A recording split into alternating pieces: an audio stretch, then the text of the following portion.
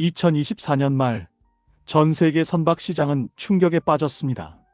세계 점유율 60%를 넘나들며 조선 굴기를 외치던 중국의 조선소들이 약속이라도 한 듯 가동을 멈추기 시작했기 때문입니다. 장수성과 광동성, 한때 밤낮 없이 용접 불꽃이 튀던 거대 도크에는 이제 적막만이 감돕니다. 단순한 경기 불황이 아닙니다. 카타르의 15조 원 프로젝트를 포함해 호주, 노르웨이 등 글로벌 선주들이 발주했던 총액 67조 원 규모의 계약이 공중분해될 위기에 처했습니다. 사람들은 묻습니다. 돈도 있고 사람도 있고 도크도 있는 중국이 왜 배를 못 만드는가?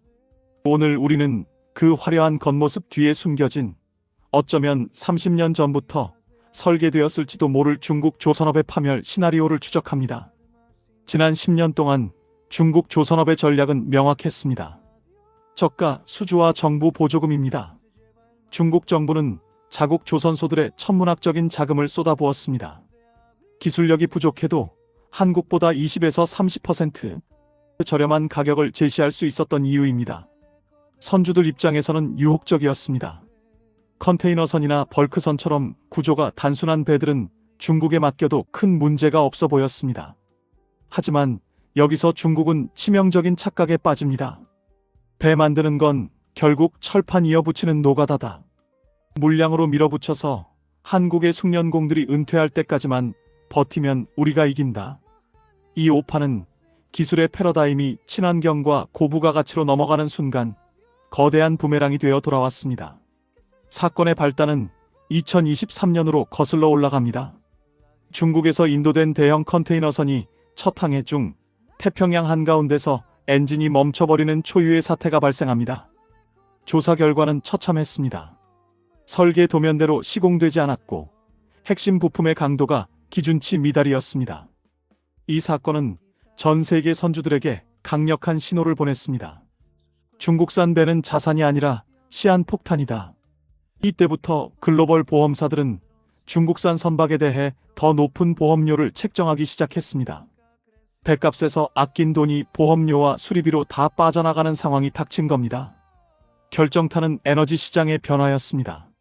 러시아, 우크라이나 전쟁 이후 전 세계는 LNG의 과천 연가스 확보 전쟁에 돌입했습니다. 가스를 실어 나를 LNG 운반선 수요가 폭발했죠. 그런데 이 LNG선은 일반 배와는 차원이 다른 움직이는 정밀 기계입니다. 중국 조선소들도 앞다퉈 LNG선 수주에 나섰습니다. 하지만 그들은 몰랐습니다. 자신들이 가진 기술로는 영하 163도의 극저온을 결코 다룰 수 없다는 사실을요. 그리고 그 장벽의 중심에는 한국이 35년간 숨겨온 작은 부품 하나가 버티고 있었습니다. 중국 조선소 마당에 쌓여가는 거대한 철판 덩어리들. 인도 기일은 다가오는데 용접기조차 되지 못하는 이 황당한 상황의 정체는 무엇일까요? 다음은 전 세계에서 오직 한국만이 만들 수 있다는 중국의 67조 원을 쓰레기로 만든 기적의 용접봉 이야기를 본격적으로 다뤄보겠습니다. 중국 조선소 도크에는 겉보기에 멀쩡한 거대한 LNG선들이 줄지어 서 있습니다. 엔진도 있고 선체도 완성된 것처럼 보입니다. 하지만 이 배들은 단 1cm도 움직이지 못합니다. 선주들에게 인도되지 못한 채 거대한 고철 덩어리로 변해가고 있죠. 수천억 원짜리 배를 멈춰 세운 건 거창한 부품이 아니었습니다. 바로 금속과 금속을 잇는 용접 그 자체가 문제였습니다. LNG, 액화 천연가스를 운반하는 배는 일반적인 배와는 완전히 다른 물리 법칙을 견뎌야 합니다. 천연가스를 액체로 만들기 위해 온도를 영하 163도까지 낮추기 때문입니다. 이 온도에서는 모든 것이 변합니다. 일반적인 강철은 유리처럼 바스라지고 아주 미세한 틈만 생겨도 액체 가스가 기화하며 폭발적인 압력을 만들어냅니다. 바다 위를 떠다니는 거대한 폭탄인 셈입니다. 이 탱크를 만드는데 가장 중요한 건 기밀성입니다. 그리고 그 기밀성을 결정하는 건 탱크 벽면에 강판을 이어붙이는 용접 부위입니다. 영하 163도에서 수축과 팽창을 반복하면서도 절대 금이 가지 않는 용접.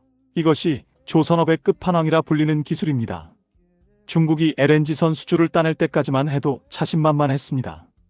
돈만 주면 용접봉 정도는 어디서든 사올 수 있다고 믿었기 때문입니다. 하지만 시장의 현실은 냉혹했습니다.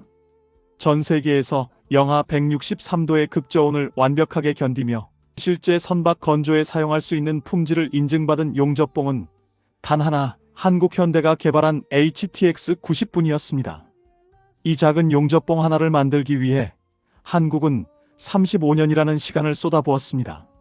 5,000번이 넘는 실험, 분자 구조 단위의 미세한 배합비 조절, 그리고 영하 200도에 가까운 액체 질소 속에서 수만 번의 충격 테스트를 거친 결과물입니다. 일본이 15년을 매달리다 포기하고 독일이 고개를 저었던 기술을 한국만이 보유하고 있는 것입니다.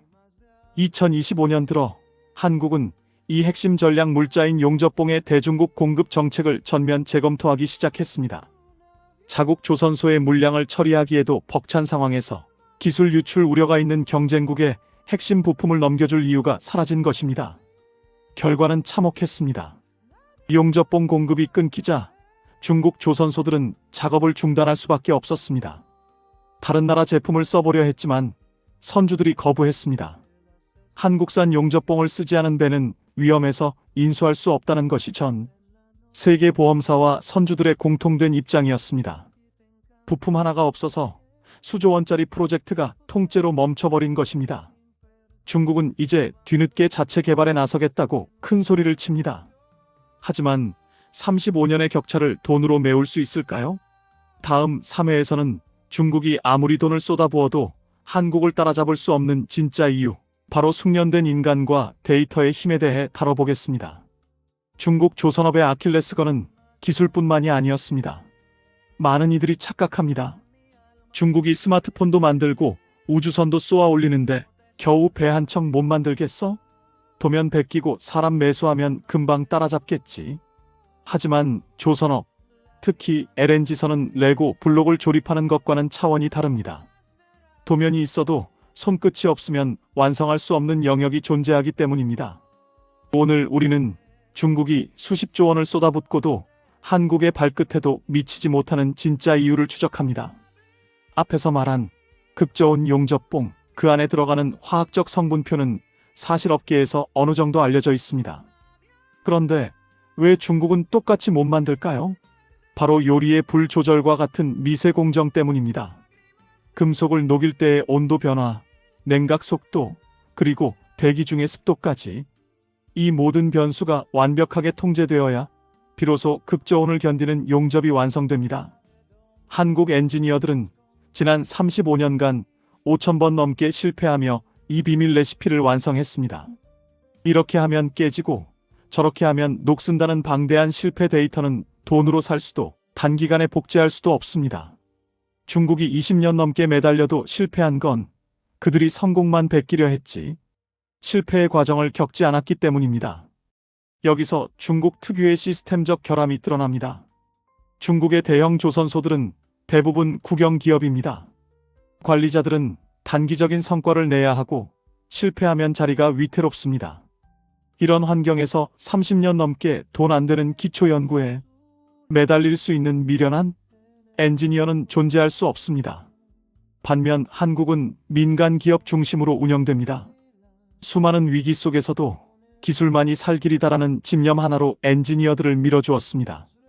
현장에서 30년 넘게 용접기만 잡은 명장들의 노하우는 문서화된 도면보다 무섭습니다. 중국이 한국의 설계 도면을 훔쳐가도 정작 용접기를 잡았을 때 강판이 휘어지는 미세한 변화를 감지해내는 그 감각까지 훔쳐갈 수는 없었습니다. 더 무서운 사실은 한국이 이제 그 명장들의 노하우까지 디지털화하고 있다는 점입니다. 가상공간의 실제와 똑같은 조선소를 만들고 미리 배를 지어보는 디지털 트윈 기술입니다. 중국이 이제야 로봇 용접을 도입하며 따라오려 할 때 한국은 이미 AI를 통해 수조 개의 용접 데이터를 분석하고 최적의 경로를 찾아냅니다. 숙련공의 노하우와 첨단 IT 기술이 결합하니 스마트 조선 시스템은 중국과의 격차를 다시 한번 10년 이상 벌려놓았습니다. 이제 중국은 사람을 매수해도 그 사람이 다루던 데이터와 시스템은 가져갈 수 없는 지경에 이르렀습니다. 결국 돈으로 시간을 살 수는 없었습니다. 67조 원이 증발할 위기에 처하자 다급해진 중국은 이제 최후의 수단으로 저가 공세를 넘어선 또 다른 전략을 준비하고 있습니다. 하지만 그들이 모르는 사실이 하나 더 있습니다. 전 세계 바다에 불어닥친 환경 규제라는 거대한 해일입니다. 마지막에서는 중국 조선업의 숨통을 완전히 끊어놓을 탄소 중립 전쟁과 한국 조선업의 최종 승리 공식을 정리하겠습니다. 중국 조선업이 67조 원의 수주 취소 위기와 용접봉 부족 사태로 휘청이는 사이 그들의 숨통을 완전히 끊어놓을 거대한 파도가 밀려오고 있습니다. 바로 국제회사기구 IMO의 강력한 탄소 배출 규제입니다. 이제 바다 위에서 단순히 배를 잘 만드는 시대는 끝났습니다. 얼마나 친환경적인가가 곧 생존인 시대. 중국이 용접봉 문제를 해결한다 해도 그들 앞엔 더 거대하고 견고한 탄소의 장벽이 기다리고 있습니다. 전 세계 선주들이 중국산 배를 기피하는 진짜 이유는 이제 품질을 넘어 돈의 논리로 이동했습니다. IMO는 2023년부터 선박 탄소짐 약도 지수 CII를 도입해 탄소를 많이 뿜는 배의 등급을 매기고 낮은 등급의 배는 운항 자체를 제한하기 시작했습니다.